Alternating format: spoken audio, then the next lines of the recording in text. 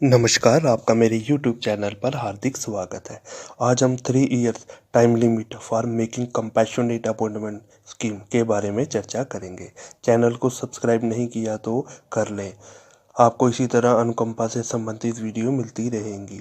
इससे पहले 3-4 दिए जाते थे, यानी आपने अपनी फाइल डिपार्टमेंट को दी अनुकंपा के लिए, उसके बाद 3 बोर्ड में आपका नाम कंसिडर किया जाता था। अगर 3 बोर्ड में एक भी बार आपका नाम आ गया तो आपको अपॉइंटमेंट लेटर दिया जाता था, और एक भी बार नहीं आया तो फाइनली आपके केस को बंद कर दिया जाता था। लेकिन 2012 के बाद इसे विड्रा किया गया। अब अब देखें इस स्कीम को कब लाया गया और क्यों विड्रा किया गया। इसके लिए हमें आशा मिश्रा वर्सेस दूरदर्शन के केस को एनालाइज करना होगा। इस केस में आशा मिश्रा ने हॉनरेबल कैट इलाहाबाद को अप्रोच किया, जिसमें उन्होंने कहा कि मैंने अनुकंपा के आधार पर सभी डॉक्यूमेंट के साथ डायरेक्टर दूरदर्शन के ऑफिस को मैंने क्लरिकल पोस्ट के लिए अप्लाई किया था।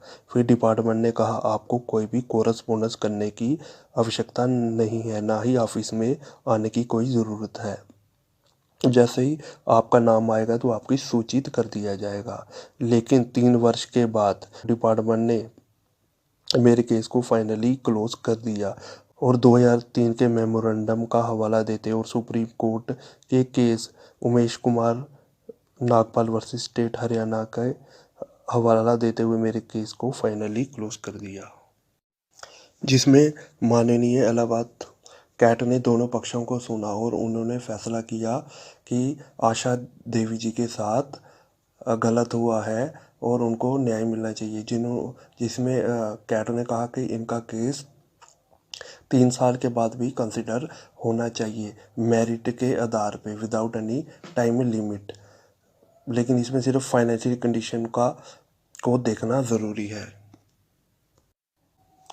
इसी को चैलेंज करने के लिए विभाग जो रिस्पोंडेंट था दूरदर्शन और उसके साथ अन्य विभाग माननीय हाई कोर्ट इलाहाबाद बेंच में पहुंचे, और उन्होंने वहां पे कहा कि मैक्सिमम पीरियड कंपैशनेट अपॉइंटमेंट के लिए वह 3 साल है, एज पर 2000 पॉलिसी, और माननीय सुप्रीम कोर्ट में इसमें जजमेंट दी है।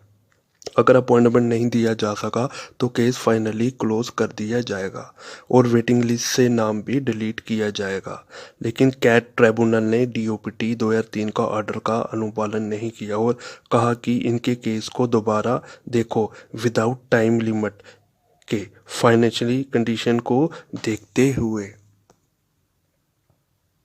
और इसमें high court Allahabad double bench ने फैसला सुनाया कि जो आशा मिश्रा जी का केस है वो दुरुस्त है और उन्हें न्याय मिलना चाहिए, और उनका जो केस है वो कंसिडर होना चाहिए, क्योंकि आशा मिश्रा के केस में ऐसा ही हुआ कि उन्हें 3 साल तक अगर कोई सूचित नहीं किया गया, ना उनका मेरिट में डाल दिया गया, और एकदम ही उनका केस बंद कर दिया गया। तो इसलिए माननीय हाई कोर्ट ने मिश्रा जी के हित में फैसला किया। इसी के चलते department of personal training and grievance ने 26 जुलाई 2012 को एक ऑफिस मेमोरेंडम लाया, जिसमें इन्होंने कहा कि द इशू हैज़ बीन री examined in consultation with Ministry of Law. It has been decided to withdraw the instruction contained in the office memorandum dated 5/5/2003।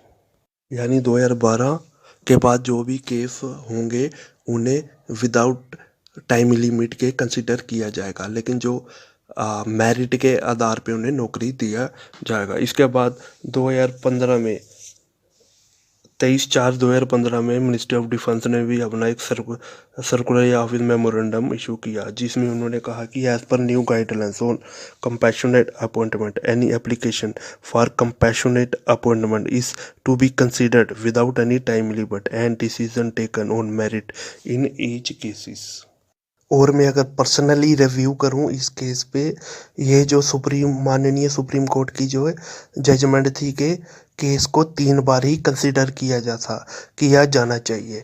ये माननीय सुप्रीम कोर्ट की जो नीयत थी बहुत ही स्पष्ट थी, लेकिन जो डिपार्टमेंट होता है वो ट्रू स्पिरिट से कार्य नहीं करता है। और माननीय सुप्रीम कोर्ट जी ने कहा था कि केस को 3 बार देखना चाहिए, जब भी वैकेंसी है कि 3 बार देखें, ताकि मेरिट में वो बने रहें। लेकिन विभाग विदाउट वैकेंसी के ही 3 साल, जैसे ही 3 साल हुए, केस को क्लोज कर दिया करता था। इसको देखते ही जैसे फैसले आने शुरू हुए, कैट ने देखा कि नहीं इसमें गलत हो रहा है, तो उन्होंने एक पिटिशनर के हित में फैसला सुनाया। फिर माननीय हाई कोर्ट इलाहाबाद ने भी केस को दोबारा से सुना, तो उन्हें भी लगा कि यहाँ पे अन्याय हुआ, तो इसको फिर स्कीम, ये जो ऑफिस मेमोरेंडम था 2003 का, इसको विड्रा करने की अपील की। फिर विभाग ने भी देखा, अपने लॉ डिपार्टमेंट के साथ भी किया, तो उन्होंने 2012 के बाद कहा कोई भी केस होगा वो मेरिट पे होगा, ना कि टाइम पे होगा। ये थी मेरी आज की वीडियो। उम्मीद करता हूँ आपको पसंद आई होगी। धन्यवाद।